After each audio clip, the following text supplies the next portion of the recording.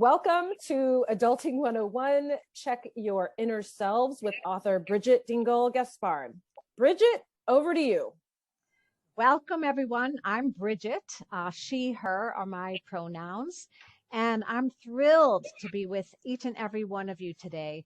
I think it's so important to be talking about our different inner selves and how they operate, and also as we talk, inspire other people to think about how they think of themselves. I'm just so happy to be here and to be continued. I will join in with everyone. And how about you, Brian?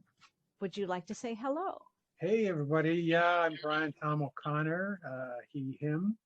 And I have two lives. One as a musical comedy cabaret singer, and the other as a meditation teacher and author. I wrote a book called Awareness Games, which is a form of meditation where we look at our the pure awareness in which all experience appears, where I think that's where happiness lives. It's a little bit about me, and so happy to be here with Bridgit. What a thrill, and all of you. I'm going to pick Chin Hee. Hi, I'm Chin Hee Park. I'm a world-renowned medium and psychic. I love what I do. I've been doing it for 20 years. I love giving healing messages. It's all intuitive. I gravitate towards people who need messages. I do it. I think I'm doing readings 24 hours, even in my sleep. So I'm looking forward to getting to know you guys, and thank you so much for having me. Lala, I'll pick.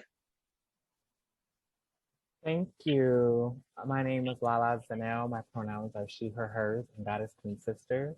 I am an unapologetic Black trans woman living in her truth. And for us professionally, I am the Trans Justice Campaign Manager at the American Civil Liberties Union, as well as I am the co-producer of a project called Lala's World with my amazing friends over at the Romantic Project, where I've also met my amazing sister over here that brought me to this conversation today. So. And I'm going to pass it to Beverly just because I don't know you yet. So it's just getting to know you. Lala, this is Beverly. I go by she, her. My project is called Beverly because it's named after my mom's cousin who was murdered by her Hells Angels boyfriend in 1970. And the project is about unheard voices and is queer alt pop. Outside of my music project, I score music for film and TV, and write music for a lot of queer and trans artists. What inner selves, in other words, what parts of your personality do you feel you've had to hide for fear of disapproval or being shamed by society? I think this is like such a loaded question, even hearing it in my head. There's so many things. So there is just a part of myself that whenever I decide, because it's still a choice, and so I think people still don't think that because I'm trans that I'm owed you anything.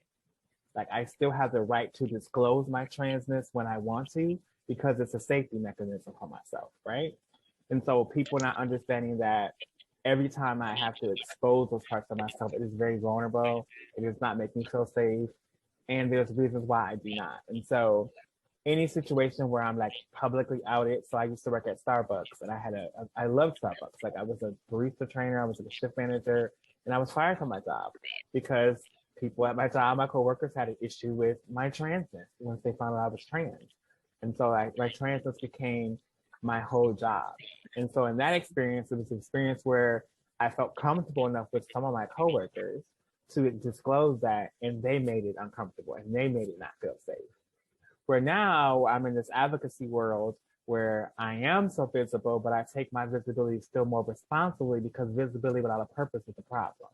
And so I have to understand that me being visible has to stand for something. So it has to be me being visible to allow more people who are at the margins that look like me, who do not look like me, feel included and feel wanted. And so I think a fear of that would be just a fear. Sorry about that. I don't do that. Sorry, forgive me. A fear of that would just be never knowing my cisgender counterparts reaction to my transness or just to me in general.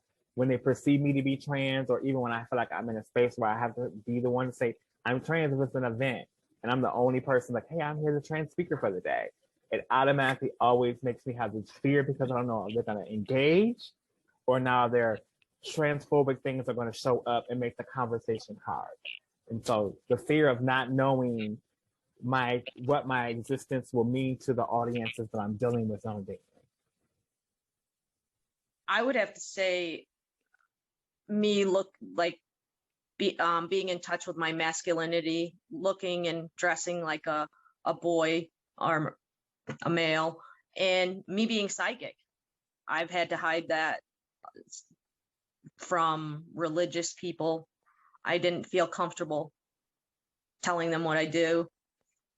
A lot of it was mostly me being psychic and me being more comfortable in my own skin by wearing men's clothes and looking like a male. So that would definitely be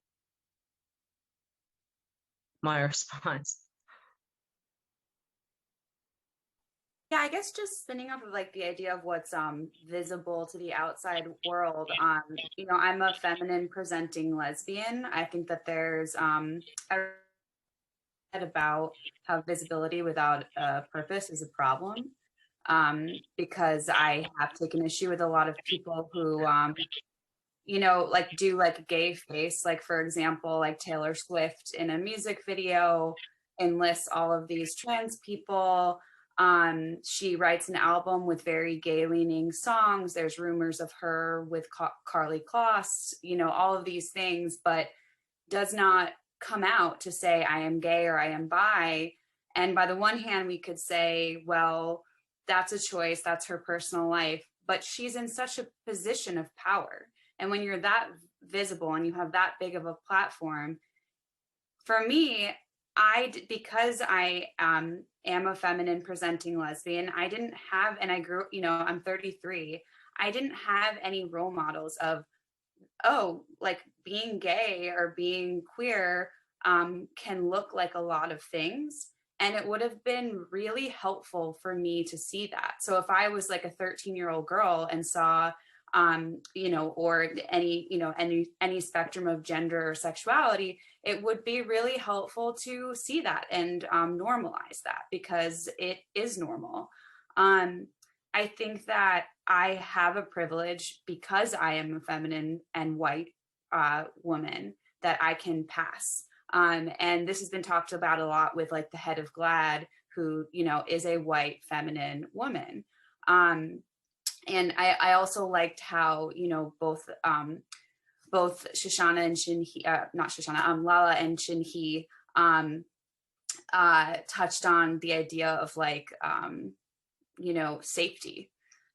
So I have a privilege in the fact that I can hide, which it's both a privilege and a problem because the fact that I can hide has made it so it took me a much longer time to come out.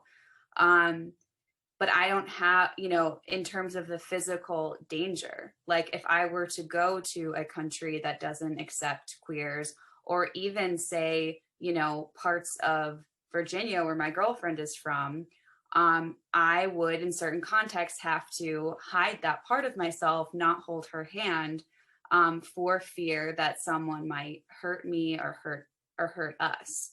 You know, and just the idea of like, I don't want it around here in which me and my sexuality is dehumanized and demonized. Powerful, thank you. And Brian, what about you?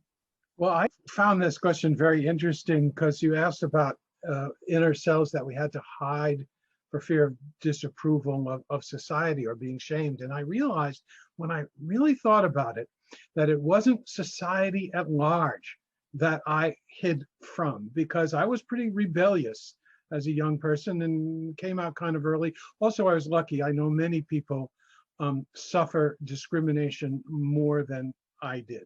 But growing up a chubby kid who was bullied.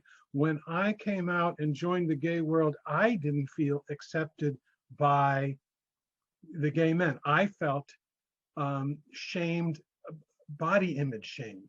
There's such in the gay male world an ethos of the perfect physical form, and of course I felt like there was no way I could measure up, and so I think the inner self that I hid was the aggressive, go ask for what I want. I'm a sexual person who has sexual desires, but was there something wrong by being a chubby kid who wanted sex, you know? And so it was that inner self that I hid. So I wasn't, so it was the gay male society that I hid from and not the society at large. So, and of course I understand that experience is probably different, you know, for everyone experiences this totally differently. I just think the reflection of the mosaic of what we're hearing here is amazing. And of course, the mosaic is incomplete because, as Brian just said, it's different for everybody. But that the inner selves which you hide are also are like micro-induced, like body shame, and also externally, and then culturally, like religion. I mean, and there's many different religions. So I'm loving what people are talking about. They did it anyway. Like, yes, those selves existed, but everyone that's talking here ended up saying, I've got to honor the essence, the myself that reflect my essence. And I'm really glad, Lala, you brought up the physical danger that is part of this picture. I think often it's minimized, and I know, like, and there's ways that that's done, like don't worry, you're too sensitive, aka you're the problem. And so one of the reasons I love this work so much is it takes into account it is sometimes as fierce as needing to save your life. These inner selves, they are connected to that important need. And so that's the mosaic I'm hearing with this question, and really feel inspired by it, Kashana. Thanks, everybody. Yeah, and you know, I'll also add here, you know, I do see myself with a male partner, but I've also had to be in a space of I'm non-binary, and there's a big part of my personality that's like I show up like a fourth grader. That is before we even have a sexual identity.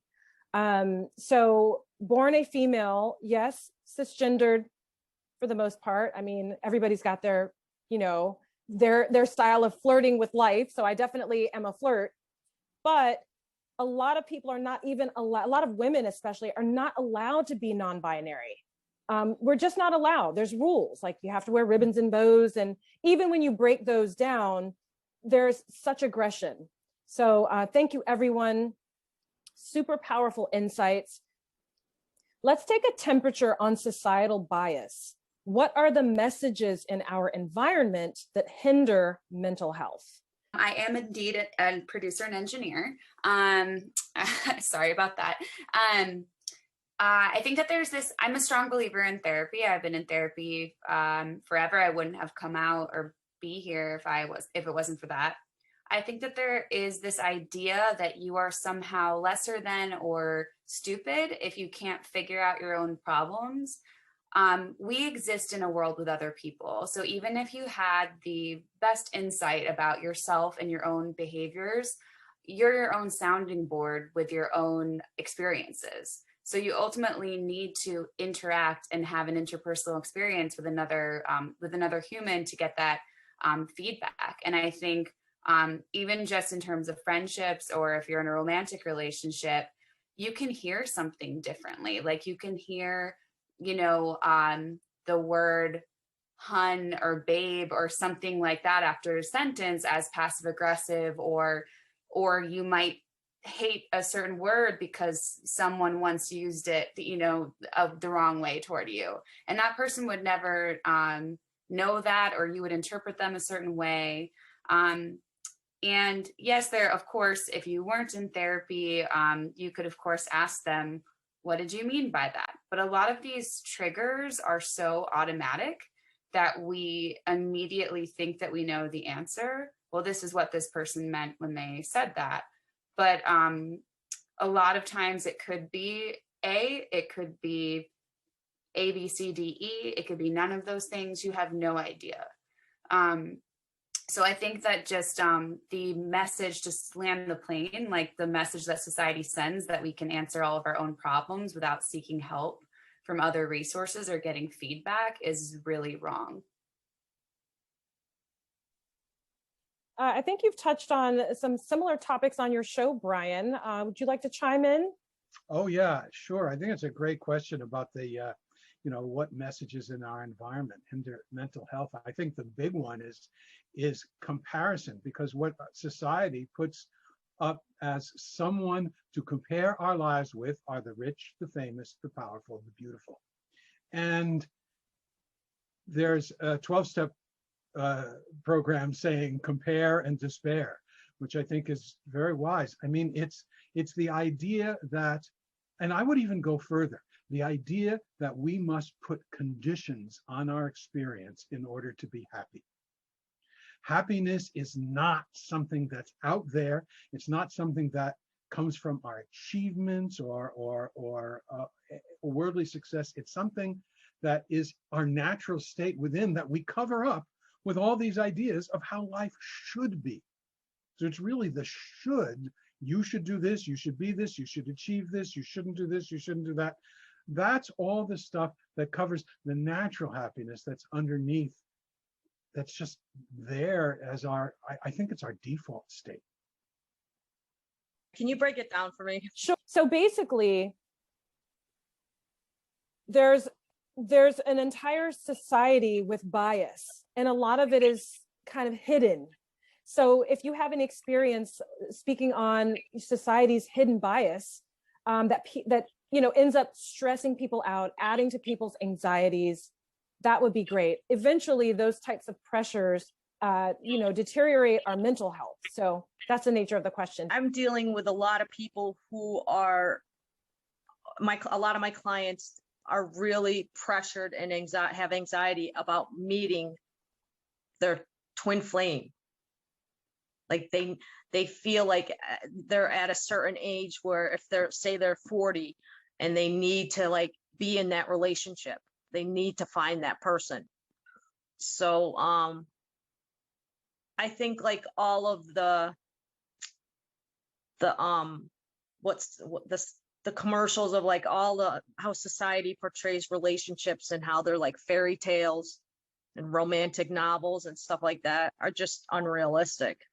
And it causes people anxiety because they want to be in a relationship so bad and not have that patience and connect spiritually instead. It's not something, superficial or materialistic that causes a relationship to work.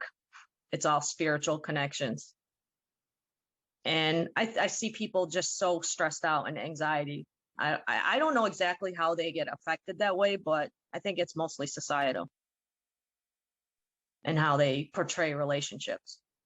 I think, when you add people's identities on that, so a lot of people already have hindrance about mental health anyway, because mental health has been used to deem and discredit LGBT people, particularly trans people's experiences. Like, you have to go to a medical doctor to provide a letter that says you're trans enough to have transition surgery, to start hormones, to get your name legally changed. Like, there's so many legal components to you just being you that most Christian folks don't have to worry about, that it becomes very taxing.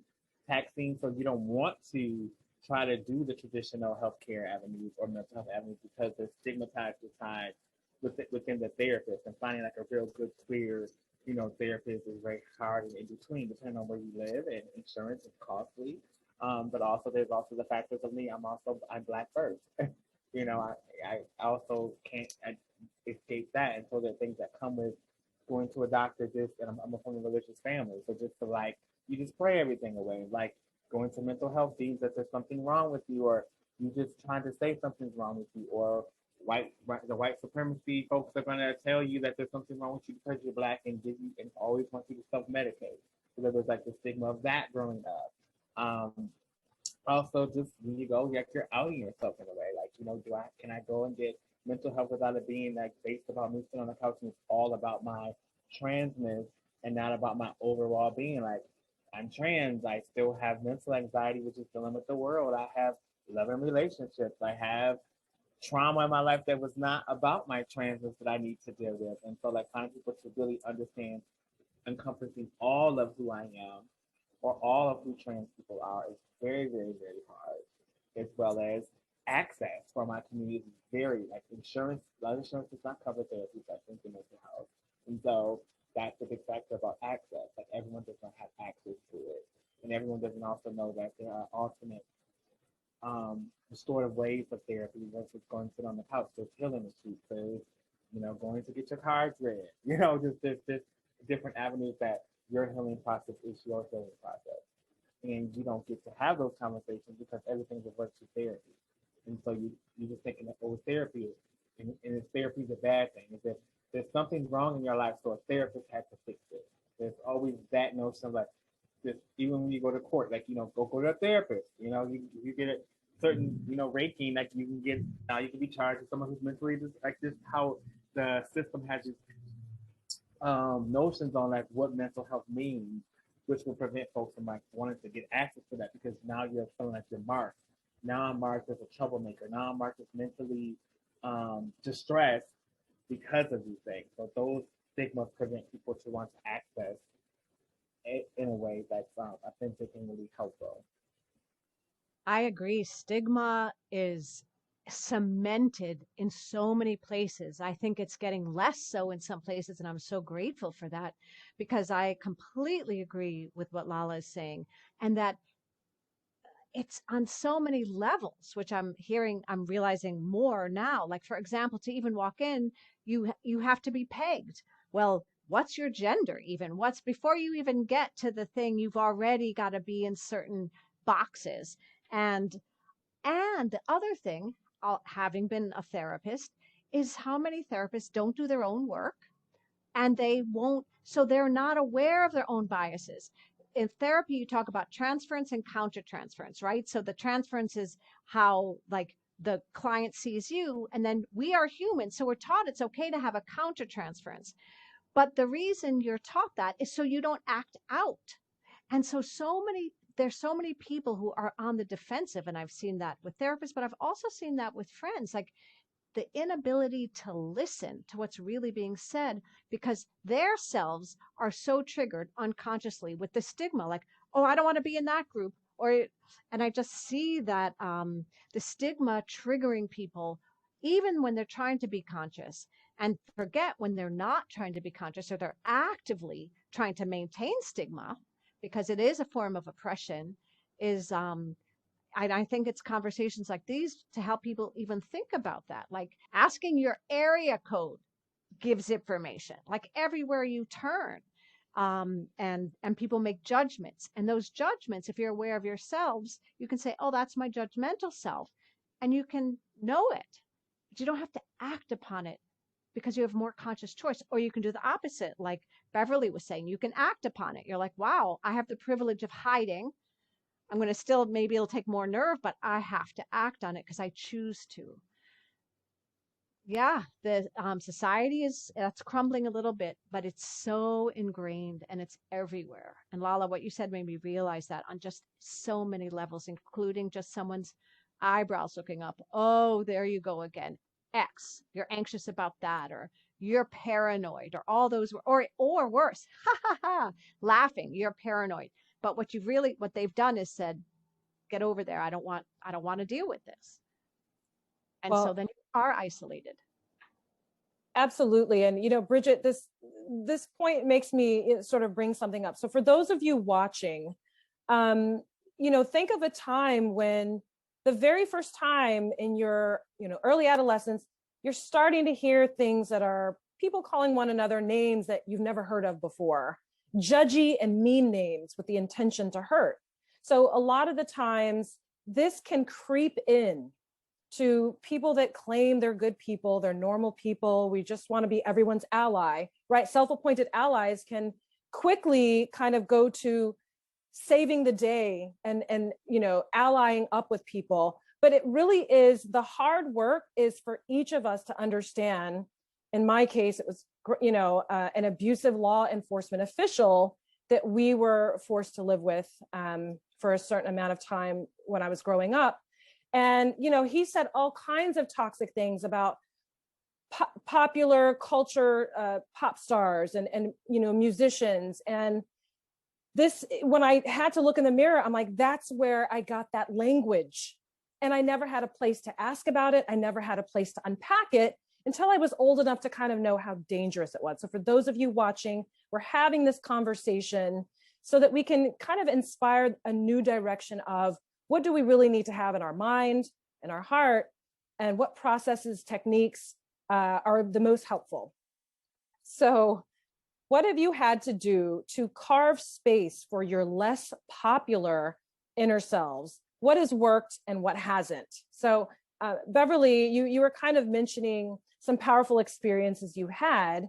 So you started with the kind of what worked and what hasn't, but can you clarify that for us a little bit?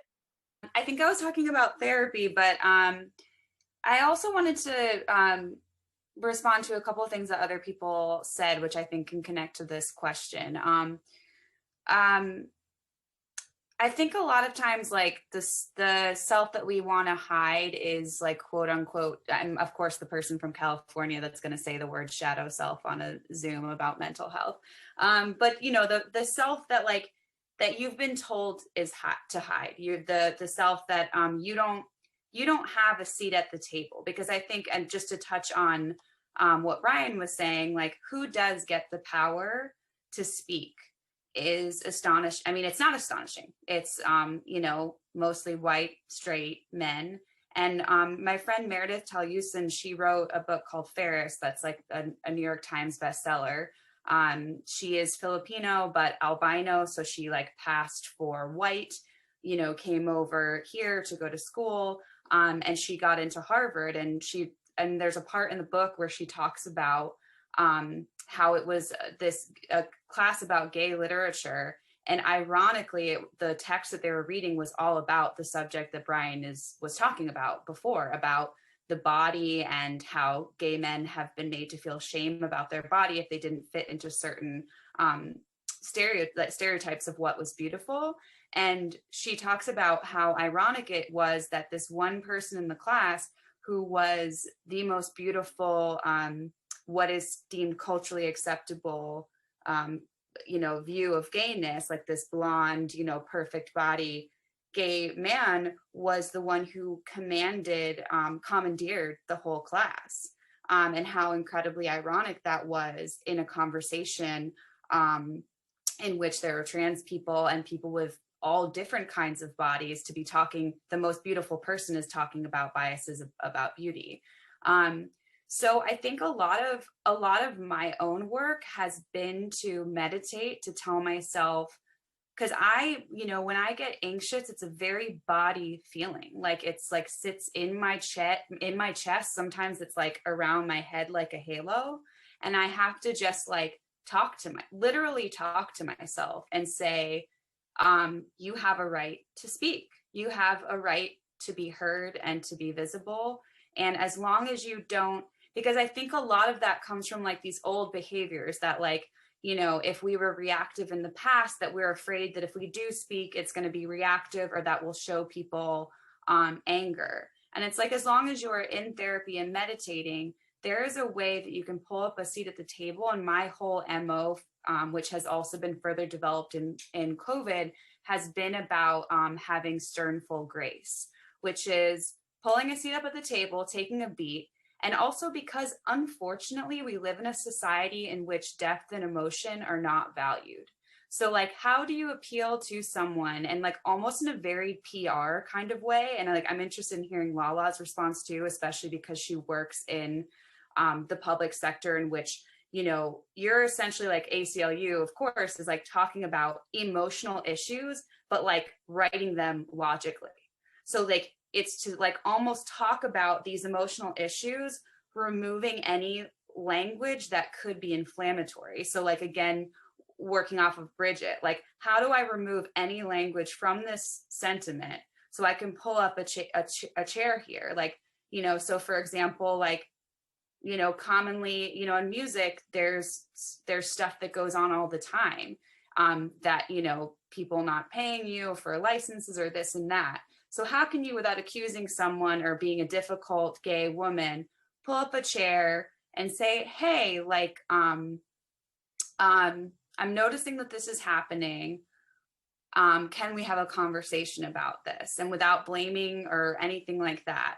And just saying, hey, like, I see that this is happening.